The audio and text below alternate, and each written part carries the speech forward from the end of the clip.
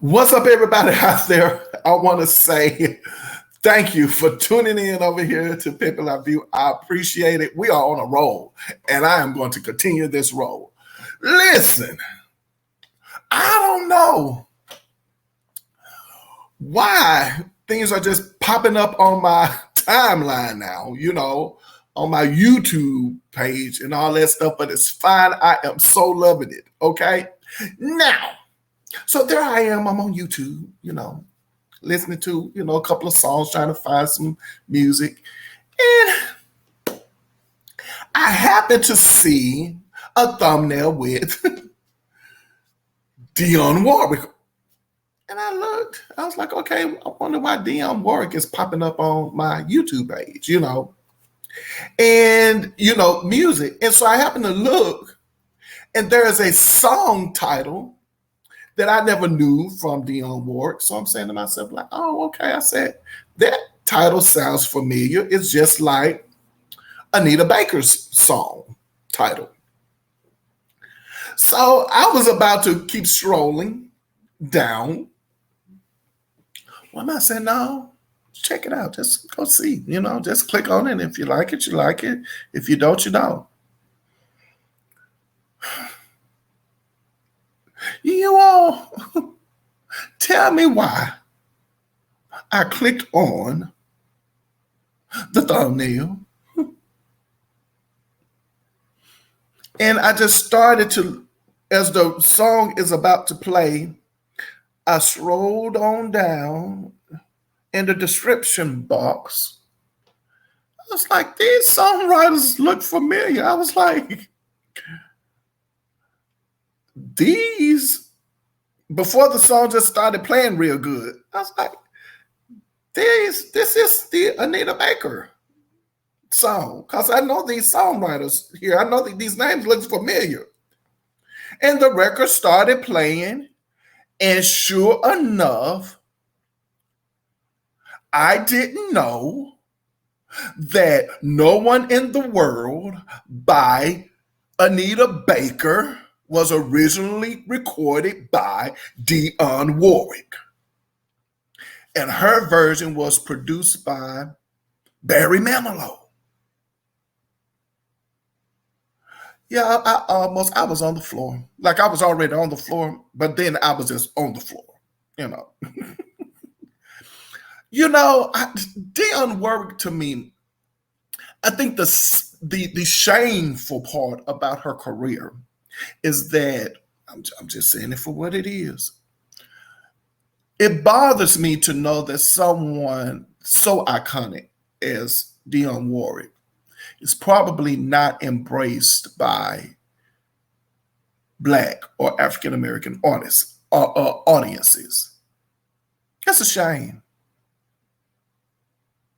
Because did you know, now I knew this, I was just shocked about No One in the World. But then that made me think, like, let me just check and see what other songs out there that could possibly be recorded by Dionne Warwick, but other artists recorded. I knew this. I've been knowing this now for about a couple of months because, I was talking about Luther Vandross in the Songwriters Hall of Fame that he was not inducted into this year, by the way. And I found out that So Amazing to Be Loved, I'll Follow You to the Moon and the Sky Above by Luther Vandross. Dionne Warwick recorded it first. Luther Vandross wrote it for her. She recorded it.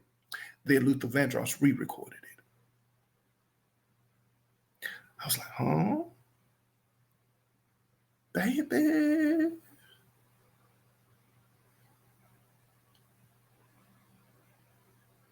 Now, I want to make sure about this one because I'm almost sure.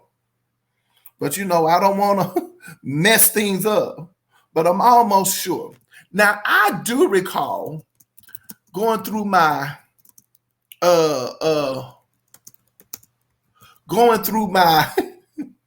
Patti LaBelle catalog.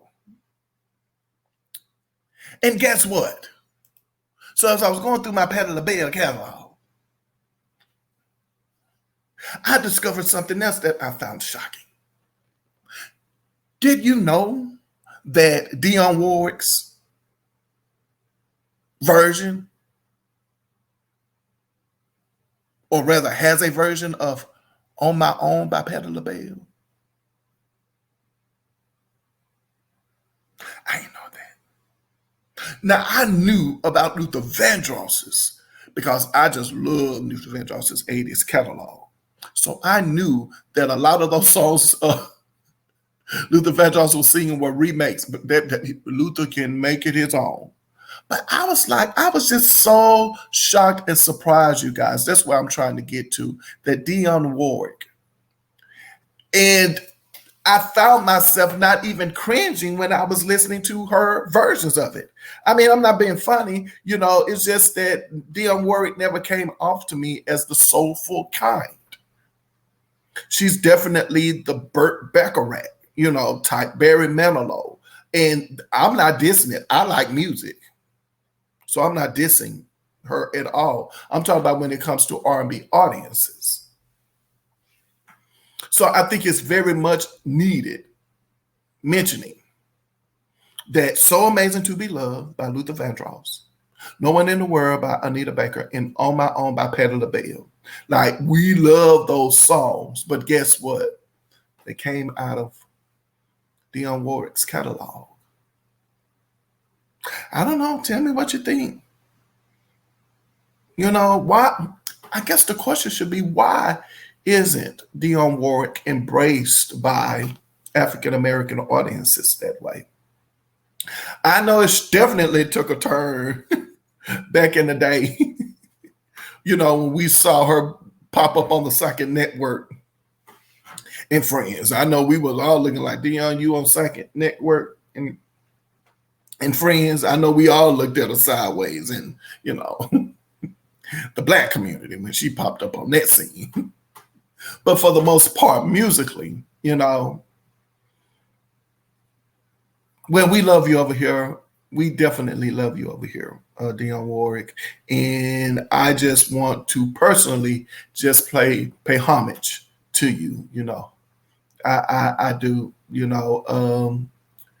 as I said, I've never owned a Dionne Warwick's anything like record related. However, how many times can we say goodbye? I love it. That's what friends are for. A young pup back in the day, I loved it.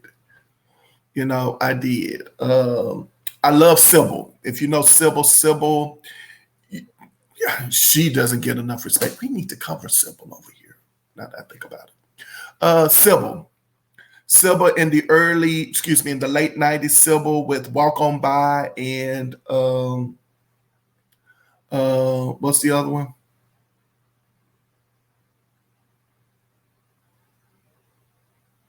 I can't think of the other song by Sybil. Walk On By, and there's another song she did by Dionne Warwick that I liked. And that's when I really started liking Dionne Warwick, back in the late 80s. What is it? I'm going to find the song because I just want to find it now. Don't Make Me Over. Yeah, Don't Make Me Over. That's it. Don't Make Me Over and Walk On By Sybil. In maybe like the late 80s, like 88, 89. And Sybil also worked with Salt and Pepper. They was over at Next Plateau Records. Well, anyway, it is what it is. I just want to say that real quick, about Dionne Warwick. And I'm just so amazed that No One in the World and On My Own came out of Dionne Warwick's catalog. Well, you already know what I'm about to say as I end the video. Don't forget to put you behind where your heart desires to be. Don't forget that I love you and God loves you best. And I am definitely looking forward to seeing you next video. And until then, you know what you should do out there. Take care of yourself. You should, if you're not. All right now.